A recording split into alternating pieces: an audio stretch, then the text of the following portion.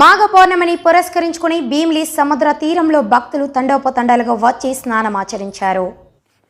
వివరాలకు వెళ్తే మాఘ పౌర్ణమి రోజున సముద్రంలో స్నానం చేయడం చాలా ప్రత్యేకమైందని, పుణ్యమైందని చెబుతారు. ఈ రోజున సముద్రంలో స్నానం చేయడం వల్ల శత్రుబాధలు దూరమవుతాయని, సాధారణంగా మాఘమాస పౌర్ణమికి తెలుగు రాష్ట్రాల్లో లక్షలాదిగా భక్తులు పుణ్యస్థానాలు ఆచరించి సూర్యోదయానికి ముందు సముద్ర స్నానం కానీ, నదీ స్నానం కానీ చేసుకుని, వీలు కాని వారు వారి వారి గృహాల్లో గంగాజలంతో శ్రీ మహావిష్ణువును, గంగను స్మరిస్తూ తలస్నానం ఆచరించాలి.